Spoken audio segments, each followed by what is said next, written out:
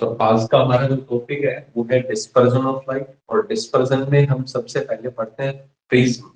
तो प्रिज्म जो पढ़ाया था वो क्या होता है, बेसिकली स्फेरिकल रिफ्रैक्टिंग सरफेस है, लेकिन वहां पे स्फेरिकल शेप की नहीं होती, कैसी होती है, प्लेन रिफ्रैक्टिंग सरफेस होती हैं। उनमें इंक्लिनेशन होगा।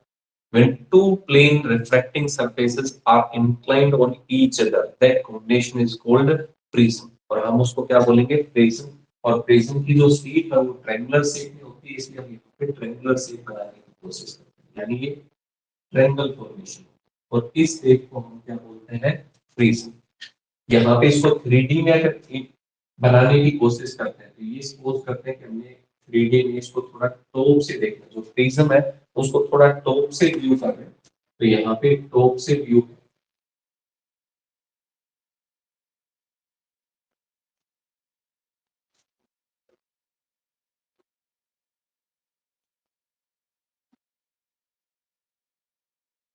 और ये इसका यानी इस तरीके से आपको ये प्रिज्म दिखाई देगी, जिसमें ये वाला जो है ये रिफ्रैक्टिंग सरफेस है। एक साइड से, कोई सी भी साइड से आप रे को इंसिडेंट करा सकते हैं, and another will be the other side, that means वहां से रे आउट होगी।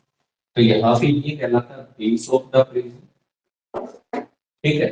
और जो दो रिफ्रैक्टिंग सरफेसेस हैं, plane refracting surfaces, inclined at some angle, and that angle is called prism angle. ये जो दो रिफ्रैक्टिंग सरफेसेस हैं वो दोनों कितने डिग्री एंगल पे है, उस एंगल को हम बोलते हैं प्रिज्म एंगल या angle of prism. Prism angle और एंगल ऑफ प्रिज्म। और इसको जनरली हम रिप्रेजेंट करते हैं कि सेक्टे से, ठीक है। ये दो रिफ्रैक्टिंग सरफेस होंगी, इस साइड की और इस साइड की, ये बेस ऑफ द प्रिज्म है। एंड जो एंगल होगा इंक्लाइंड रिफ्रैक्टिंग सरफेसेस के बीच में, that is called prism angle और एंगल ऑफ द प्रिज्म। ये हमने पढ़ा था कि प्रिज्म होती है, जनरली जो है वो ग्लास से फॉर्मेशन होती है, लेकिन यहाँ पे हम हमेशा ये चीज कंसिडर नहीं करेंगे कि ग्लास से ही बनी होगी। ये किसी जर्नल मेटल से, किसी से भी बना सकते हैं, लेकिन अगर आपको कोई भी इंफॉर्मेशन नहीं पता तो हम जनरली क्या कंसिडर करते हैं, ग्लास कंसिडर करते हैं, और ग्लास से ही यहाँ पे इंफॉर्मेशन कलेक्ट करते हैं। तो समझ लो कि ग्लास से जनरली बनी होती है। तो ये तो था प्रिज्म। अब प्रिज्म नहीं पढ़ना हमें, हमें प्रिज्म के थ्रू रिफ्रैक्शन पढ़ना है। दैट मींस मीडियम चेंज होगा तो लाइट अपने पाथ में क्या करेगा, चेंज करेगा। और उसी चेंज को हम यहाँ पे एक नई टर्म्स में लेके जाएंगे कि जो रिफ्रैक्शन हो रहा है, ठीक है। ऐसा इस प्रिज्म में क्या है, और एक रेक्टेंगुलर ग्लास सरफेस में क्या है, क्योंकि हमने ग्लास सरफेस को भी पढ़ा है रिफ्रैक्शन ऑफ लाइट में, कि यहां से अगर एक स्ट्रेट लाइट इंटर कर रही है तो इस पॉइंट पर हमने नॉर्मल ड्रॉ किया, यहाँ पे बेंड होगी टुवर्ड्स द नॉर्मल, और फिर दोबारा से यहाँ पे रिफ्लेक्शन। इसका ओरिजिनल पाथ ये था और बाद में ये पाथ, यानी ये दोनों पैरेलल तो होंगी। तो ये भी ग्लास का बना हुआ है, रेक्टेंगुलर ग्लास में, और ये जो प्रिज्म है ये भी फॉर्म है फ्रॉम द ग्लास मेटल। तो इसका मतलब यहाँ पे इसमें ऐसा क्या था कि इसने व्हाइट लाइट को स्प्लिट नहीं किया इनटू 7 कंस्ट्रेंट कलर्स। और ऐसा प्रिज्म में क्या हो गया, ये भी उसी मेटल का बना हुआ है, कि यहाँ पे ऐसा मेटल में क्या था जिसमें हम एक साइड से अगर व्हाइट लाइट को इंसिडेंट कराते हैं तो यहाँ पे क्या हो जाता है, स्प्लिटिंग हो जाती है इनटू कंस्ट्रेंट 7 कलर, और that is called dispersion of light. तो वो तो दोनों ही केसेस में रिफ्रैक्शन रहा है, लेकिन हम प्रिज्म में पहले रिफ्रैक्शन पढ़ेंगे और फिर इसका जो स्पेशल केस आएगा जिसको हम क्या पढ़ेंगे, डिस्पर्जन ऑफ लाइट, उसकी स्टडी करेंगे। क्लियर हो गया। तो यहाँ पे मेन जो पॉइंट है रिफ्रैक्शन का ही पढ़ना है। प्रिज्म फॉर्मूला आपसे पूछे तो इस चैप्टर में एक सिंगल डेरिवेशन है सीबीएसई में, वही आपके पास में आएगा। तो उसी को हम डिस्कस करते हैं, फिर इसका जो स्पेशल केस आएगा उसको हम डिस्कस करेंगे, डिस्पर्जन ऑफ लाइट। देखते हैं।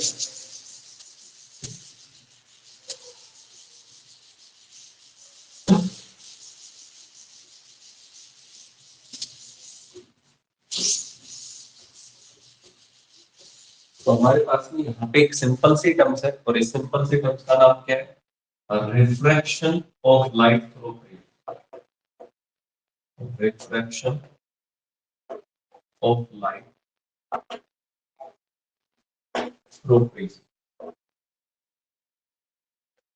या आपसे पूछ ले ड्राइव द प्रिज्म फॉर्मूला, तो प्रिज्म जो फॉर्मूला है वो भी यही पे है, इसी का हम स्पेशल केस देख लेंगे, इसी का थिन में देख लेंगे, यानी सारे केसेस जो है वो इसी सिंगल डेरिवेशन से होने वाले। तो इस सिंगल डेरिवेशन को बड़े अच्छे से समझेंगे बेटा। तो यहाँ पे मैंने सबसे पहले प्रिज्म ड्रॉ किया,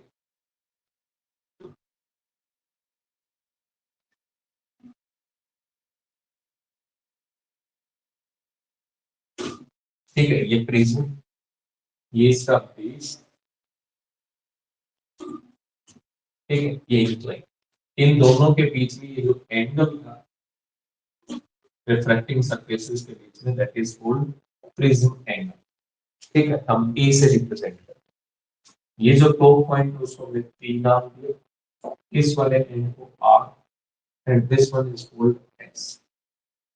ये प्रिज्म, प्रिज्म की वन सरफेस पे हमने रे लाइट को इंसिडेंट किया। ठीक है, सपोज करते हैं कि यहां से जो लाइट है वो यहाँ पे इस वाले, ठीक है, इंसिडेंट लाइट। अब इस सरफेस पे यानी जो पी आर सरफेस है, यहाँ पे मीडियम चेंज हो रहा है, जहां पे मीडियम चेंज होगा उस सरफेस पे हम परपेंडिकुलर ड्रॉ करते हैं, जिसको क्या बोलते हैं जनरल केस में नॉर्मल।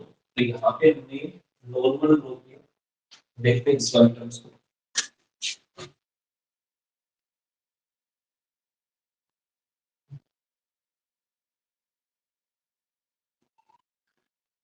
ठीक है, ये हमने नॉर्मल ड्रॉ किया, जाना चाहिए था इस रे को बिल्कुल स्ट्रेट,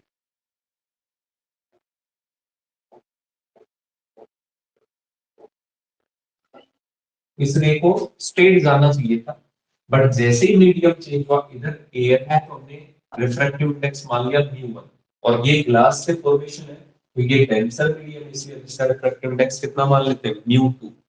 अब यहाँ पे अगर देखें तो रे को जाना चाहिए था, ये जो एंगल बनेगा नॉर्मल एंड इंसिडेंट रे के बीच में, that is called first angle of incident. First क्यों बोल रहे हैं, क्योंकि यहाँ पे दो बार रिफ्लेक्शन हो गया, इसलिए नाम नेमिंग कर देते हैं स्टार्टिंग में आई। यहाँ पे रे को जाना चाहिए था, लेकिन रेयर से डेंसर में है तो क्या होगा, बैंड होगा टुवर्ड्स द नॉर्थ। तो जाना इस तरह से चाहिए था, लेकिन रे जो है वो बैंड हो गई टुवर्ड्स द नॉर्थ। यहाँ पे नॉर्मल और इस रिफ्रैक्टेड रे के बीच में जो एंगल होगा उसे हम बोलेंगे एंगल ऑफ रिफ्रैक्शन R1। ठीक है, R1 हमने नाम दिया इसको। जो दूसरा एंगल होगा यहाँ पे, ठीक है, रे को जाना चाहिए था इधर स्ट्रेट पाथ में, ऐसे बिल्कुल स्ट्रेट, और यहाँ पे रे जो है वो बेंड होगी। ठीक है, इसका मतलब इसने अपने पाथ में कुछ एंगल में चेंज किया डायरेक्शन में, तो यहाँ से और यहाँ तक ये जो एंगल होगा इसे हम बोलेंगे डेल वन। कितना लिखेंगे, डेल वन। ये जो ओरिजिनल पाथ था और जो मीडियम में चेंज हुआ, इसका मतलब इसने अपने पाथ में कुछ चेंजमेंट किया, that is called del one. तो यहाँ पे डेल वन, क्लियर हो गया पॉइंट। तो यहाँ पे डेल, अगर आपसे पूछा जाए कि डेल वन की वैल्यू बताओ, तो हम ये कह सकते हैं नॉर्मल था, ये टोटल एंगल इंसिडेंट था, डेल वन प्लस में आर वन जो होगा वो कंप्लीट आपके पास में आई वन के इक्वल होगा। सो हम यहाँ पे कह सकते हैं del one is equal to I one minus में आर वन। तो यहाँ पे डेल वन जो होगा उसकी वैल्यू कितनी होगी, आई वन माइनस में आर वन की वैल्यू होगी। तो यहाँ पे आई वन माइनस में आर वन हम लिखेंगे, अभी डेरिवेशन में पार्ट है। नेक्स्ट, इस रे को यहां से फिर से मीडियम चेंज हो, इस पॉइंट को हमने नाम दे दिया ए, सॉरी एंगल ऑफ प्रिज्म है यहाँ पे, तो इसको नाम दे दिया हमने डी, और यहाँ पे इसको नाम दे दिया हमने सी। इस पॉइंट के बाद में रे को जाना चाहिए था स्ट्रेट। ठीक है, रे कैसे जानी चाहिए थी, बिल्कुल स्ट्रेट डायरेक्शन में, लेकिन यहाँ पे फिर से क्या हुआ है, मीडियम चेंज हुआ है, तो इस वाली सरफेस पर के बाद मीडियम चेंज हुआ पीएस पे, इस पे हम नॉर्मल ड्रॉ करेंगे। तो यहाँ पे नॉर्मल दैट मींस इस सरफेस पर हमने एक परपेंडिकुलर ड्रॉ किया, ये परपेंडिकुलर, और ये इनका कॉमन पॉइंट, इसका नाम लिखते हैं हमने O। ठीक है, दोनों नॉर्मल ड्रॉ किए। यहाँ पे हम कह सकते हैं कि रे जो है वो जानी ऐसे चाहिए थी, लेकिन डेंसर से रे में जाके क्या होगा, अवे हो जाएगी from the normal, that means ये वाली साइड। तो यहाँ पे अवे फ्रॉम द नॉर्मल। अब इस पॉइंट पे हम कहेंगे नॉर्मल और इस रे के बीच में जो रिफ्लेक्ट हुई ये एंगल, क्योंकि दोनों साइड रिफ्लेक्टिंग है, दैट मींस इस साइड से अगर हम रे को इंसिडेंट कराते तो ये क्या हो जाता है, angle of incident, in side में क्या होता है, एंगल ऑफ रिफ्लेक्शन। तो हम आउटर साइड के एंगल को क्या मानेंगे, एंगल ऑफ इंसिडेंट। तो यहाँ पे हमने मान लिया कि यहाँ पे जो टोटल एंगल है ये कितना है, I2 है नॉर्मल के साथ, और जो इनसाइड में होता है वो रिफ्रैक्शन एंगल था, इसलिए इसका नाम हो गया R2। I2 आउटसाइड में, R2 इनसाइड में। और यहाँ पे जब हम देखते हैं इस वाले पॉइंट को, तो रे को जाना चाहिए था स्ट्रेट, बट यहाँ पे रे जो है वो बेंड होगी, और बेंड होगी इसका मतलब यहाँ से और यहाँ तक इसने अपने पाथ में क्या किया, चेंज किया है, इसलिए हम इसको क्या लिखेंगे कि इसका मतलब इसने दो बार अपने पाथ में चेंज किया है। तो यहाँ पे डेविएशन हुआ है इसके पाथ में, पहले ये इस जैसे इंटर किया इसने अपने पाथ में एंगल में चेंज किया, फिर दोबारा से जब मीडियम चेंज हुआ, फिर दोबारा से चेंज हुआ, इसका मतलब ये जो रे थी वो बेंड हो जाती है हमेशा towards the base of the prism, यानी बेस ऑफ प्रिज्म की तरफ ये बेंड हो। ये हमारे पास में यहाँ पे एक थ्योरी थी, ठीक है। ये रे डायग्राम है, आपको समझ में आया होगा। अब इसका डेरिवेशन करने की कोशिश करते हैं, ठीक है बेटा, देखते हैं इसको ध्यान से। देखो यहाँ पे मैं लिख देता हूँ इसको सबसे पहले कि जो टोटल डेविएशन हुआ वो टोटल डेविएशन कितना होगा। तो रे का ओरिजिनल पाथ ये था, यानी जाना ही इसको ऐसे चाहिए था सीधा, और ये रे एक्चुअल में किधर आ गई, वापस। तो इसका मतलब यहाँ से लेके और यहाँ तक इसमें टोटल चेंज किया अपने पाथ, ठीक है। यहाँ से और यहाँ तक क्या किया इसने, टोटल चेंज किया अपने पाथ। तो इसका मतलब टोटल जो एंगल में चेंज आया वो कितना आएगा, डेल्टा वन। सपोज करते हैं यहाँ पे 10 डिग्री इसने बेंड किया, यहाँ पे 20 डिग्री बेंड किया, तो इसका मतलब टोटल डेविएशन कितना हो गया, 30 डिग्री। तो इसका मतलब हम डेविएशन कैसे कैलकुलेट करेंगे, डेल वन प्लस में डेल टू। तो देखते हैं यहाँ पे the total deviation of the ray. तो टोटल डेविएशन को मैंने लिखा del is equal to del one plus में del, that will be the equation number first, ठीक है। ये हमारे पास में कौन सी होगी, इक्वेशन फर्स्ट होगी। यहाँ पे हम इस ट्रायंगल के केस में, यानी इस बी पॉइंट पे देखें, तो बी पॉइंट पे यहाँ पे अगर कंसीडर करेंगे तो I1 ये टोटल एंगल था, डेल वन फाइंड आउट करेंगे तो I1 माइनस में R1। सो यहाँ पे जब हमने देखा तो del one is equal to कितना होगा, I1 माइनस में R1। और यहाँ पे अगर एनालिसिस करें इस वाले पॉइंट पे, तो इस वाले पॉइंट पे कितना हो गया, टोटल एंगल था I2, ये जो होगा वो नॉर्मल, और यहाँ से यहाँ तक जो एंगल होगा वो सॉरी यहाँ से नॉर्मल, और ये यहाँ से यहाँ तक का जो एंगल होगा वो बिल्कुल वर्टेक्स अपोजिट होगा R2 के। इस टोटल एंगल में से I2 में से R2 माइनस कर देंगे, कितना बचेगा, second derivation. So del two is equal to कितना होगा, I2 माइनस में R2। हमें डेल वन भी पता चल गया, डेल टू भी पता चल गया। अब यहां से हम एनालिसिस करके इन दोनों की वैल्यूज को फर्स्ट इक्वेशन में पुट कर देते हैं। सो पुट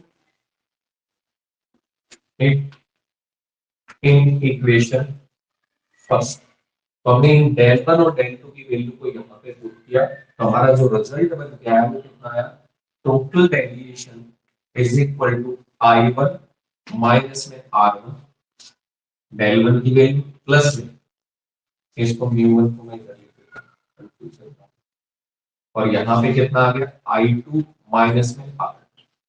अब इस वाले टर्म्स को अगर हम थोड़ा एनालिसिस करें तो I1 यहाँ पे पॉजिटिव है, यहाँ पे पॉजिटिव है, और R1 जो था वो दोनों केसेस में नेगेटिव है। तो हम यहाँ पे लिख सकते हैं total deviation is equal to I1 plus में I2 माइनस में R1 प्लस में R। ठीक है, तो यहाँ पे I1 plus I2 minus R1 plus में R2। अब I1 तो इजीली चलो मेजर भी कर सकते हैं, लेकिन R1 R2 जो है वो हमें प्रॉब्लम क्रिएट करेगा कि इसके अंदर कितना एंगल फॉर्मेशन होगा। तो इसको हम R1 R2 को रिप्लेस कर लेते हैं ऐसे टर्म्स में जो या तो कांस्टेंट हो या इजीली कैलकुलेट कर सके। तो यहाँ पे हम R1 R2 को कन्वर्ट करेंगे, R1 R2 की वैल्यू को in terms of angle of prism, क्योंकि एंगल ऑफ प्रिज्म तो उस प्रिज्म के लिए एक बार ही होगा, जी आप रे कितने भी एंगल पे इंसिडेंट कराओ angle of prism remains same. तो यहाँ पे हम पुट करेंगे ये इक्वेशन, हमने मान ली सेकंड इक्वेशन, ठीक है। अब इस इक्वेशन को ध्यान से देखते हैं क्या इफेक्ट आता है। डेल टी है यहाँ पे, ठीक है। मैंने यहाँ पे ट्रायंगल कंसीडर किया P B and C, triangle. In triangle P B and C. आपको एक टर्म्स तो पता है ट्रायंगल के अंदर कि ट्रायंगल के तीनों एंगल का सम कितना होता है 180 डिग्री। मैंने कहा कि ये तो एंगल ऑफ प्रिज्म है, ठीक है, ए फिक्स हो गया। ये R1 था, नॉर्मल था इस सरफेस से, तो ये R1 है, तो इस वाली सरफेस से बाकी का एंगल कितना बचेगा 90 माइनस में R1, यहां से यहां तक का 90 माइनस में R1। और अगर हम यहाँ पे R2 की बात करें तो ये भी नॉर्मल के साथ था, तो यहां से यहां तक का एंगल चाहिए कितना हो जाएगा 90 माइनस में R2। ठीक है, तो ये आ गया 90 माइनस R1, ये आ गया 90 माइनस R2, और तीनों एंगल का जो सम होगा इस ट्रायंगल में P B एंड C, इस ट्रायंगल में, तो हमने यहाँ पे लिखा angle A that is angle of prism plus में एंगल B, B की वैल्यू है 90 माइनस में R1 प्लस में एंगल C, C की वैल्यू है 90 माइनस में R2, और तीनों एंगल का सम is equal to 180।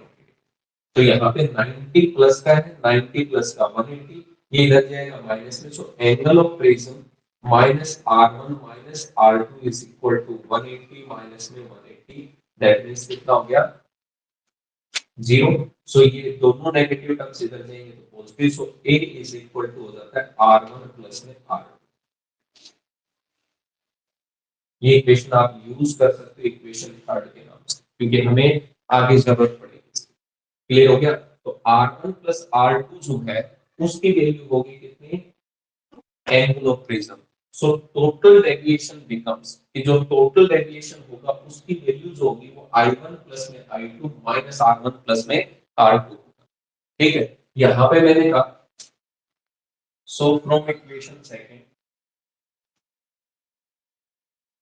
From equation second, जो सेकंड इक्वेशन उसमें इस वैल्यू को पुट कर देते हैं, तो total deviation is equal to आएगा आपका I1 प्लस में I2 और माइनस में एंगल ऑफ प्रिज्म। ये इक्वेशन नंबर होगी 4। यानी यहां तक आपने कोई भी ऐसा फॉर्मूला या कोई भी ऐसी टर्म अप्लाई नहीं किया है जिसमें आपको कोई कंडीशंस को फॉलो करना पड़े। ठीक है, हमने ऐसी कोई टर्म अप्लाई नहीं किया जिसमें कोई कंडीशंस हो, अभी तक की हर प्रिज्म पे हर टाइप पे एप्लीकेबल है, तो इसका मतलब क्या है बताएं।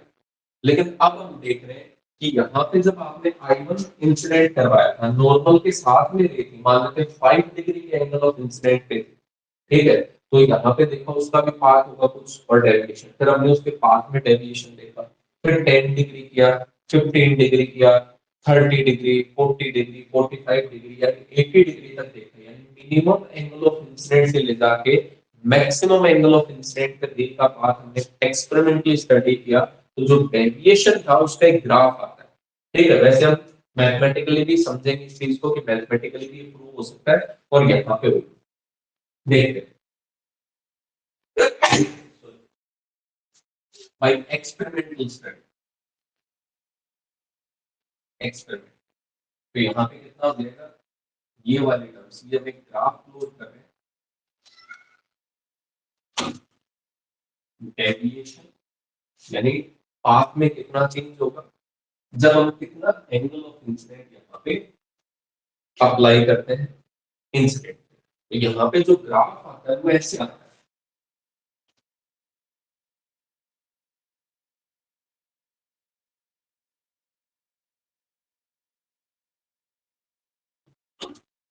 यानी आपको ये ग्राफ जो है वो सिंगुलर साउंड नहीं होगा, कि आप ये देखोगे मिनिमम से जैसा ग्राफ इधर होगा वैसा ही ग्राफ उधर, इधर आपको देखने को मिल रहा होगा कम वैल्यूज है और उधर ज्यादा वैल्यूज है।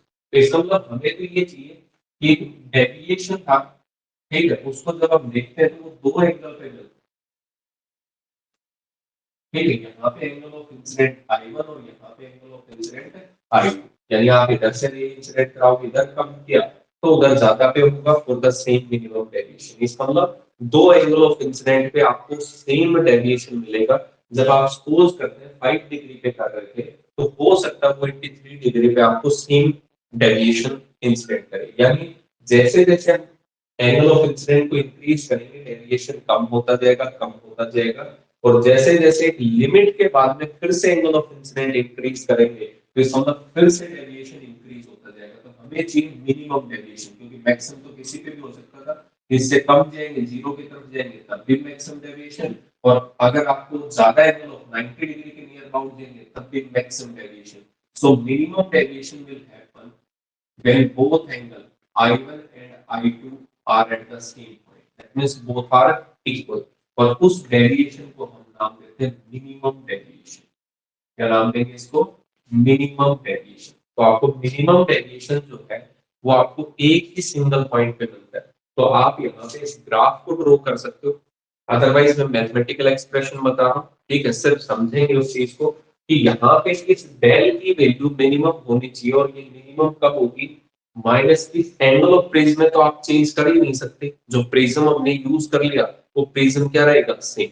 बट यहाँ पे I1 और I2 जो है उसको आप देख सकते हो कि इनके ऊपर कैसे डिपेंडेंट करेगा, और अगर आपको मिनिमम चाहिए तो ये कंडीशन कब हो कि यहाँ पे मिनिमम हो जाए। तो इसलिए हमने यहाँ पे कहा फॉर मिनिमम डेविएशन कि पॉजिटिव वैल्यू पे तो आपको नहीं पता चलेगा, लेकिन मैं मैथमेटिकली करके दिखा रहा हूँ, आप सिर्फ देखेंगे तब ये ग्राफ दोनों ऑप्शन रहेंगे आपके पास। तो मैंने इसको पूरी टर्म्स को ऐसे ले लिया, अंडर रूट I1 इसका square plus under root I2 इसका स्क्वायर, क्योंकि आपने स्क्वायर भी किया और स्क्वायर रूट भी कर दिया, इसका मतलब वैल्यू क्या रहेगी? सेम I1 प्लस में I2।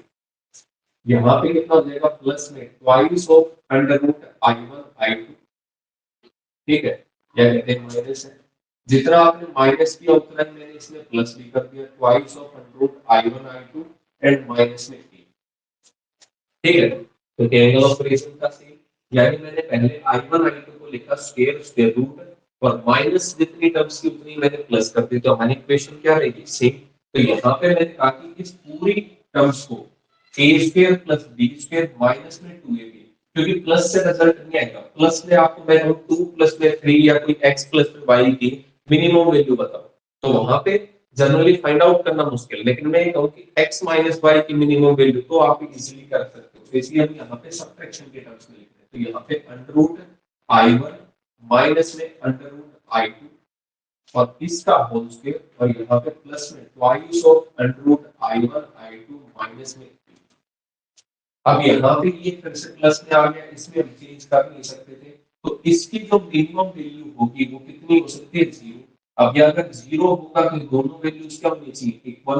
तो हम कह सकते हैं फॉर डेल मिनिमम, यानी अगर आपको मिनिमम डेविएशन चाहिए वो सिर्फ होगा when I1 is equal to I2, यानी जो दोनों एंगल ऑफ इंसिडेंट है, चाहे आप इधर से इंसिडेंट कराओ और इमर्जेंट हो, जैसे ये दोनों एंगल इक्वल होंगे उस टाइम पे ही आपकी रे जो होगी वो मिनिमम डेविएट होगी, यानी अपने ओरिजिनल पाथ से सबसे कम चेंज आएगा उसके पास। तो इसका मतलब मिनिमम डेविएशन के लिए क्या होगा? Angle of incident and angle of emergent, यानी जो I2 है उसको हम क्या कह सकते हैं? E भी लिख सकते हैं। E क्यों? क्योंकि इस एंगल पे रे जो है वो इमर्ज आउट हो रही है, तो यहाँ पे मिनिमम डेविएशन के लिए केस ये हो। क्लियर हो गया? तो मिनिमम डेविएशन के लिए हमेशा आप चाहे मैथमेटिकली करके दिखा सकते हो, वहां पे डेरिवेशन सबसे इजी जो मेथड रहता है वो मैंने बताया कि यहाँ पे आप ग्राफ कर दो और कह दो भाई एक्सपेरिमेंटल स्टडी, ये ग्राफ आपने प्लॉट किया और minimum I1 is equal to I2, इस मतलब एक ग्राफ से काम हो गया, तो आप एक्सपेरिमेंटली उस चीज को बता सकते हो। मिनिमम के लिए आपको I1 और I2 को इक्वल रखना पड़ेगा, यानी तभी मिनिमम डेविएशन हो सकता है। तो मैथमेटिकली भी मैंने बता दिया कि मिनिमम कब होगा, ठीक है, वो आपकी चॉइस है।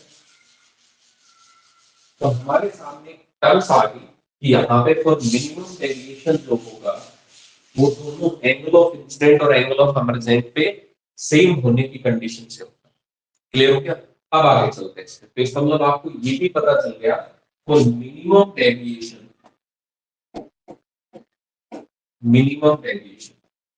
I1 is equal to I2, और ये दोनों किसी ना किसी वैल्यू के इक्वल होंगे, इसलिए हमने कितना मान लिया? I मान लिया। जब इधर भी 15 डिग्री या 20 डिग्री है, इधर भी 15 या 20 डिग्री आएगा, दैट मींस दोनों क्या होंगे? सेम। कुछ भी वैल्यू आ सकती है, तो हमने आइडियल कंसीडर कर लिया, यानी I1 और I2 इक्वल है, तो हम यहाँ पे फ्रॉम इक्वेशन 4 लिख सकते हैं, फ्रॉम इक्वेशन 4 यहाँ पे हमने लिखा डेल मिनिमम। अब ये टोटल डेविएशन नहीं है, ये उस डेविएशन का सबसे मिनिमम वाला पार्ट है। I1 प्लस में I2, जैसे आपने इसको मिनिमम लिखा तो इसका मतलब I1 और I2 तो दोनों इक्वल है, और किसके इक्वल है? I के। तो I प्लस में I कितना हो जाएगा? 2I, माइनस में कितना हो जाएगा? 8। सो एंगल ऑफ इंसिडेंट कि कितना एंगल होगा वहां पे इंसिडेंट इज इक्वल टू कितना आएगा? डेल मिनिमम, जो मिनिमम डेविएशन था, एंगल ऑफ प्रिज्म इधर आएगा प्लस में 8 और अपूर्ण में 2।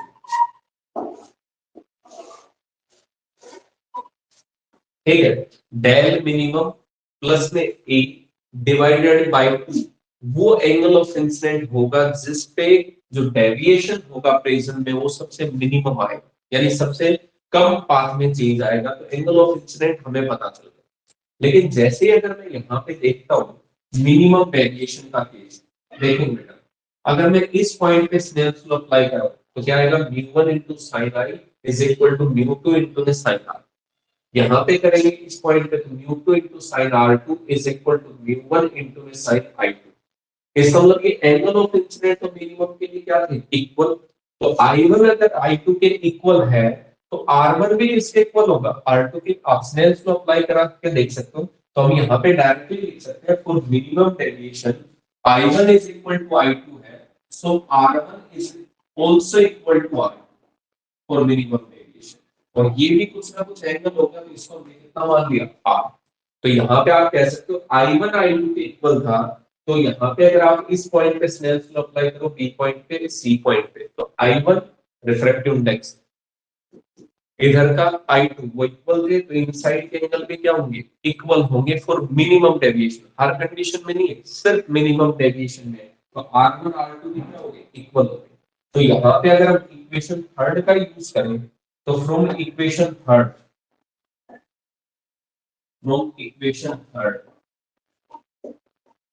यहाँ पे मिनिमम डेविएशन के लिए तो R1 प्लस में R2 दोनों इक्वल है, 2R is equal to A। तो यहाँ पे आ गया 2R is equal to A, so R is equal to A by 2।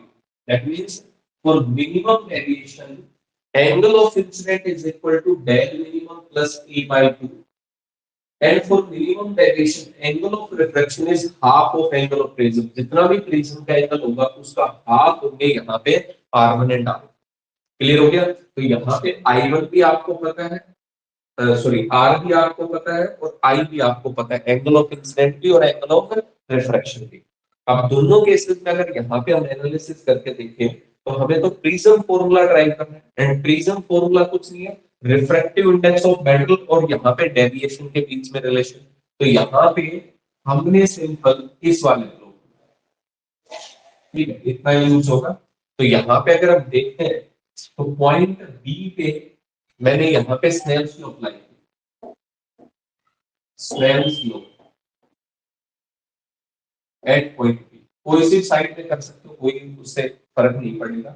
Snell's law apply किया तो इस साइड पे कितना था? म्यू 1 एंगल था म्यू 1 इनटू में साइन आई, और हम यहाँ पे लिखेंगे आई क्योंकि मिनिमम डेविएशन के लिए हम यूज कर रहे हैं। तो म्यू 1 इनटू में sine I is equal to, इस साइड में करेंगे कितना? रिफ्रैक्टिव इंडेक्स प्रिज्म के साइड में म्यू 2, और यहाँ पे एंगल कितना होगा? साइन आर, क्योंकि ये भी मिनिमम डेविएशन के लिए। तो म्यू 2 इनटू में साइन आर की टर्म्स। तो यहाँ पे अगर एनालिसिस करें इस चीज का तो म्यू 1 जो है वो जनरली एयर है, तो हमेशा denser with respect to air लिखते हैं। तो ये हमने इधर डिवाइड कर दिया, यहाँ पे टर्म्स आएगी sin I upon में sin R is equal to mu 2 upon में mu 2 upon में mu 1। अब यहाँ से I और R की वैल्यू मिनिमम की आपको पता है, सिर्फ ये वैल्यू पुट करनी है। So mu is equal to sin I, and I की जगह हम कितनी वैल्यू पुट कर सकते हैं? Del minimum plus A divided by, और जो साइन आर होगा उस साइन आर की वैल्यू कितनी होगी? ए बाई,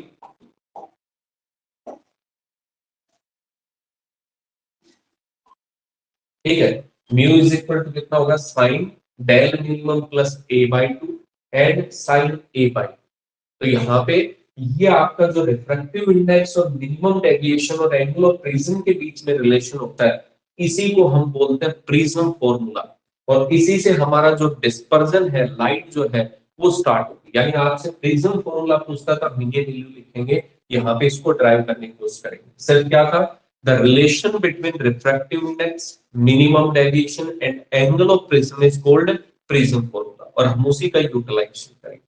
क्लियर हो गया? यहां तक किसी स्टेप में कोई डाउट है तो बेटा आप पूछ सकते हो। ठीक है, फिर हम इसके एडवांस वर्जन यानी देखेंगे कि डिस्पर्जन कैसे हो सकता है, उस डिस्पर्जन के ऊपर चलेंगे। यहां तक क्लियर है बेटा सभी को? कोई डाउट है तो आप पूछ सकते हो।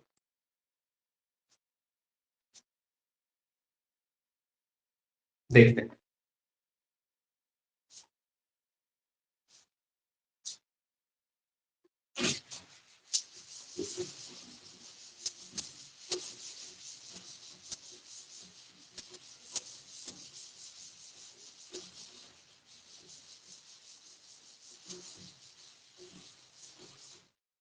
यानी कंप्लीट अगर आपके पास में फॉर्मूला है तो ये प्रिज्म फॉर्मूला। अब हम इसका सिर्फ एक स्पेशल केस देखेंगे, जो डिस्पर्जन ऑफ लाइट है वो आपका कुछ स्पेशल प्रिज्म भी है जिसमें बीम प्रिज्म है, उसमें देखते हैं तो हमें डिस्पर्जन ज्यादा अच्छे से दिखाई देता है। अदरवाइज डिस्पर्जन तो हर केस में होगा, लेकिन यहाँ पे स्पेशल केस की जरूरत होती है। तो यहाँ पे हमने ये कंडीशन अप्लाई की, इस फॉर्मूला को मैं लिख रहा हूँ आपके लिए ताकि याद रहे आपको। Mu refractive index of dense that means prism with respect to surrounding medium is equal to sin del minimum plus में a by 2 अपॉन में sin a by 2। ठीक है, ये आपका प्रिज्म फॉर्मूला है, ये हमने लिख दिया और ये हमने ड्राइव किया। यानी मेन जो की पॉइंट यहाँ तक पूछेंगे प्रिज्म फॉर्मूला या रिफ्लेक्शन थ्रू द प्रिज्म, यहाँ तक ही हम ड्राइव करेंगे। आगे का केस समझने की कोशिश करते हैं। इसका तो कह सकते हैं आप इस केस में कहोगे फॉर थिन प्रिज्म। ठीक है, यहाँ पे केस क्या होगा? फॉर थिन प्रिज्म, जो हमारे सिलेबस में है और जो हम करते हैं उसी फॉर्मूला का यूटिलाइजेशन फॉर थिन प्रिज्म। अब थिन प्रिज्म किसको कहोगे? अगर मैं ये प्रिज्म बताता है यहाँ पे, ठीक है, ये प्रिज्म, ठीक है, अगर इस प्रिज्म का जो वर्टेक्स एंगल है जिसको हम एंगल ऑफ प्रिज्म कह रहे हैं, अगर ये प्रिज्म एंगल जो है वो ग्रेटर है, ज्यादा है, तो ये ज्यादा तो ऐसे ही होगा, तो इसका मतलब वो प्रिज्म जो होगी वो थिक होगी। और अगर मैं ये एंगल जो है वो बिल्कुल क्लोज कर दूं, इसका मतलब इन दोनों के बीच में जो एंगल होगा इंक्लाइंड सरफेसेस में, वो एंगल की वैल्यू बहुत कम होगी। तो एंगल ऑफ प्रिज्म अगर स्मॉल है, दैट मींस उस प्रिज्म को हम क्या बोलेंगे? Thin prism. और यहाँ पे एक कंडीशन भी लगा दी इसने, कहता है कि जो एंगल ऑफ प्रिज्म है वो अगर लेस देन 10 डिग्री का, ठीक है, लेस देन कितना? 10 डिग्री। तो इसका मतलब हम ये कह सकते हैं जब एंगल ऑफ प्रिज्म 10 डिग्री से लेस होगा, या 20 डिग्री तक भी कह सकते हैं, लेकिन यहाँ पे एंगल ऑफ प्रिज्म 10 डिग्री बोलते हैं। 15 डिग्री या 20 डिग्री तक आप अप्लाई कर सकते हो। क्यों कर सकते हैं? क्योंकि यहाँ पे आपका जो डिनोमिनेटर है वो angle of prism divided by 2। तो अगर एंगल ऑफ प्रिज्म 20 डिग्री भी हुआ तो डिवाइड बाय 2 कितना हो जाएगा? 10 डिग्री। और साइन 10 तक साइन थीटा को हम कितना लिख सकते हैं? थीटा लिख सकते हैं। तो यहाँ पे हम उसी का यूटिलाइजेशन करेंगे। ठीक है, ऊपर जो है वो प्लस में है, इसलिए आप 15 डिग्री एवरेज वैल्यू कंसीडर कर सकते हो। Angle of prism less than 10 degree, but यहाँ पे हम कह सकते हैं कि डेल मिनिमम था, इसलिए आप 10 डिग्री तक ही ओबे करते हैं। यहाँ पे देखते हैं, तो मैंने थिन प्रिज्म का केस कर रहा हूँ, यानी जो हम स्पेशल केस पढ़ रहे हैं वो ओनली किसके लिए? Thin prism. और 95% जो केसेस होंगे आपके वो थिन प्रिज्म के ही होंगे, चाहे वो कंसेप्चुअल केस हो। तो यहाँ पे हम लिख सकते हैं कि अगर एंगल स्मॉल है तो sin theta is nearly equal to कितना होगा? थीटा होगा। यानी sin theta is nearly equal to theta. यहाँ पे भी है, ये एंगल लेस देन 10 डिग्री है, तो sin जो भी एंगल होगा हम सिर्फ उस एंगल को लिखेंगे। यहाँ से जो sin के साथ में एंगल होगा सिर्फ हम उस एंगल को पुट करेंगे। सो यहाँ पे कितना हो जाएगा? Mu is equal to del minimum plus a by 2, और यहाँ पे लिखेंगे इक्वल टू का तो अपवर्ड में a by 2, ठीक है।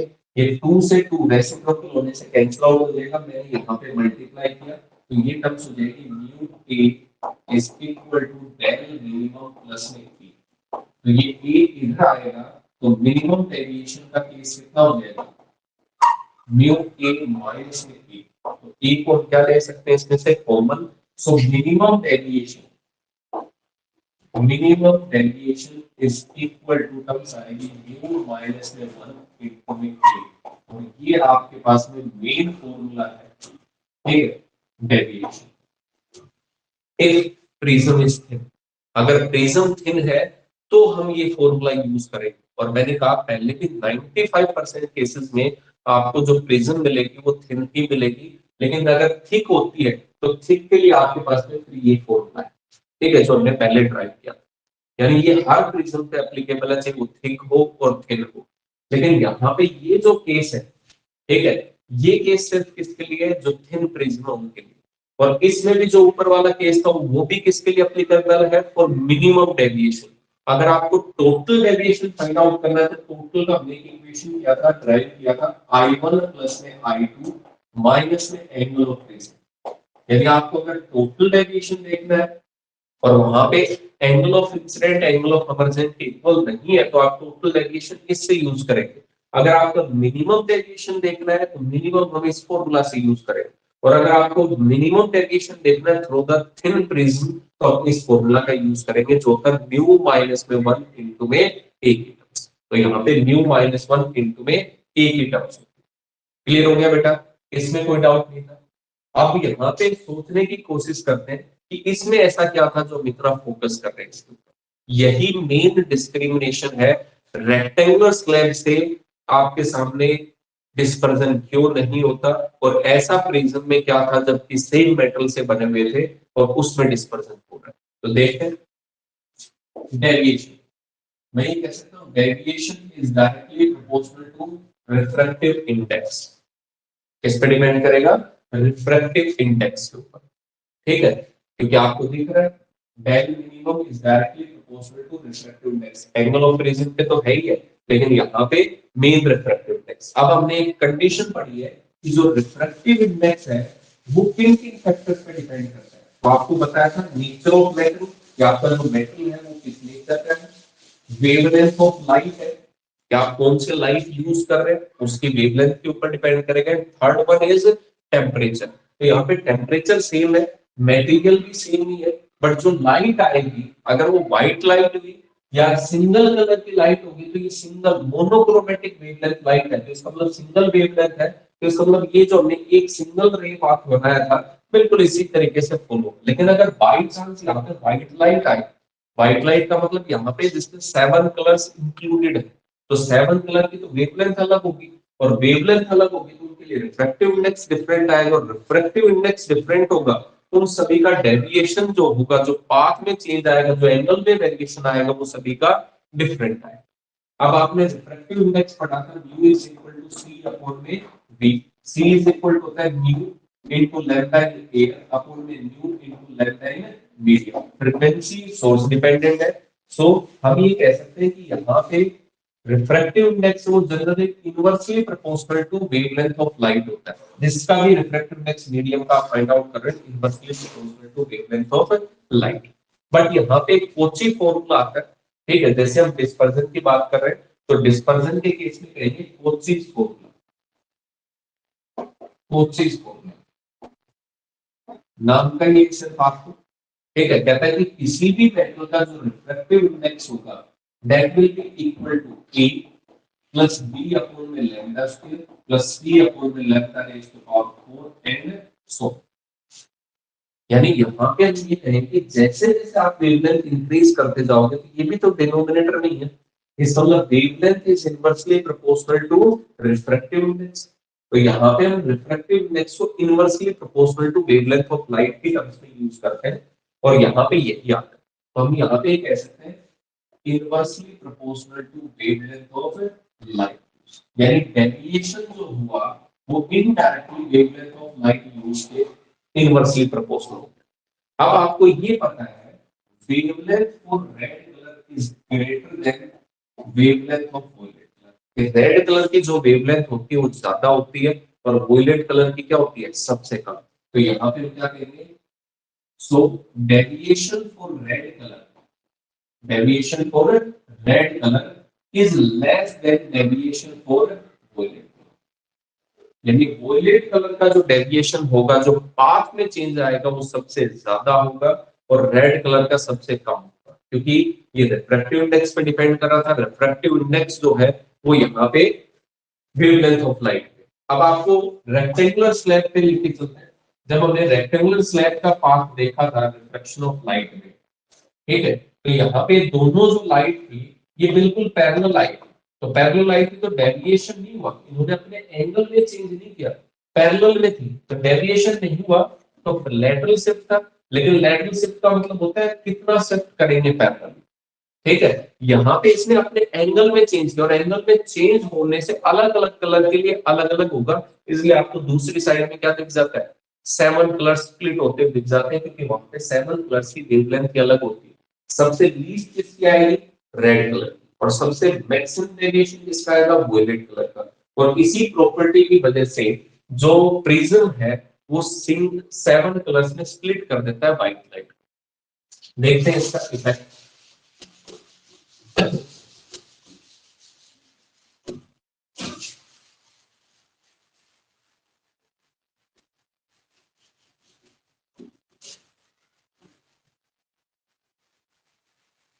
इसी प्रिज्म का यूज कर लेते हैं बेटा, कैसे हो रहा था, वो तो हमने एक मोनोक्रोमेटिक लाइट ऑफ सोर्स के लिए देखा। अब मैं यहाँ पे व्हाइट लाइट को इंसिडेंट करा, देखते हैं क्या इफेक्ट आता है।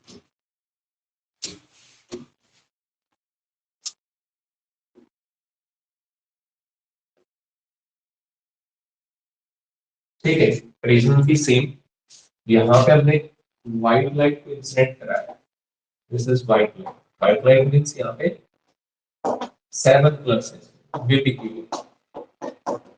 बीपीक्यू, ठीक है। और इस वीडियो में हमने देखा कि यहाँ पे इस रे को जाना चाहिए था ऐसा, लेकिन यहाँ पे तो डेविएशन होगा, और डेविएशन जो है अगर ये थिन प्रिज्म है तो यूनिवर्सली प्रोपोर्शनल टू किसके है, वेवलेंथ ऑफ लाइट के। इसका मतलब यहीं से थोड़ा सा स्प्लिट होना स्टार्ट हो जाएगा। यहाँ पे सपोज करते हैं ये कलर जो थे वो थोड़ा नजदीक नजदीक, ठीक है, स्प्लिट होंगे 7 के साथ, यहाँ से स्टार्ट होंगे थोड़ा। और जैसे ही यहाँ से फिर से रिफ्लेक्शन होगा तो यहाँ पे जो रेड कलर था उसका डेविएशन सबसे कम होगा, ठीक है, और ज्यादा डेविएशन, यानी यहाँ पे अगर कोई सरफेस है तो उस पे आपको ये 7 कलर जो होंगे वो दिखाई देंगे, ठीक है। और सबसे जो कम होगा इसका ओरिजिनल पाथ था व्हाइट लाइट का, यहाँ तक इसने अपने पाथ में चेंज किया, उसको हम क्या बोलेंगे, रेड कलर, क्योंकि रेड कलर का जो डेविएशन एंगल में चेंज वो सबसे कम मिलेगा। तो सबसे ऊपर कौन सा मिलेगा आपको, रेड कलर। और सबसे ज्यादा जो ओरिजिनल पाथ से डेविएशन हुआ होगा वो किसका होगा, वोलेट, यानी यहाँ पे वोलेट मिलेगा और यहाँ पे ऊपर आपको रेड कलर मिलेगा। तो यहाँ पे सबसे ज्यादा जो डेविएशन होता है वो वोलेट कलर का है, इसलिए डेल भी लिखते हैं, और लीस्ट जो डेविएशन होगा वो रेड कलर का होगा, सो डेल आप लिखेंगे इसे। क्लियर हो गया। तो यहाँ पे डेविएशन का केस था, इसलिए यहाँ पे डिस्पर्जन ऑफ लाइट, इस टॉपिक को हम क्या लिख देते हैं, उसके बाद में टेम्परेचर के बाद में डिस्पर्जन ऑफ लाइट, और उस डिस्पर्जन में हम इसी चीज को एक्सप्लेन करते हैं कि आपने डेविएशन पढ़ लिया कि व्हाइट लाइट हम स्प्लिट कर रहा है 7 कलर्स में, कैसे, deviation is directly proportional to wavelength of light, also directly proportional to refractive index, and it is inversely proportional to wavelength of light. So deviation is inversely proportional to wavelength of light. और यहाँ पे हमने wavelength देखा तो red colour की wavelength सबसे maximum होती है, वोलेट कलर से लीस्ट, और यहाँ पे डेविएशन इनवर्सली था, इसलिए इनवर्स, इसलिए आपको रेड कलर जो है वो सबसे टॉप पे दिखाई देता है क्योंकि इसके एंगल में सबसे कम चेंज आएगा, और वोलेट कलर सबसे लास्ट में दिखाई देगा, दैट मींस इसके एंगल में मैक्सिमम चेंज आएगा। क्लियर हो बेटा यहाँ तक। और इसी स्पेक्ट्रम को हम यहाँ पे बोल देते हैं डेविएशन के टर्म्स में, ठीक है। इस वाले टर्म्स को अगर प्रिज्म के टर्म्स में 2 पॉइंट अगर एनालिसिस करें इसके, तो 2 पॉइंट हमें क्या देखने को मिलते हैं इसमें, एक सेकंड,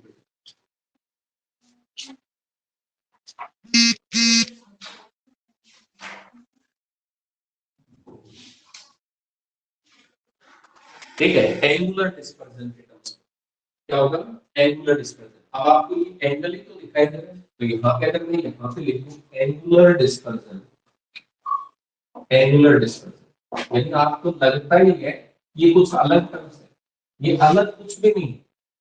नाम है डिस्पर्जन का मतलब सेवन कलर्स में स्प्लिटिंग होना।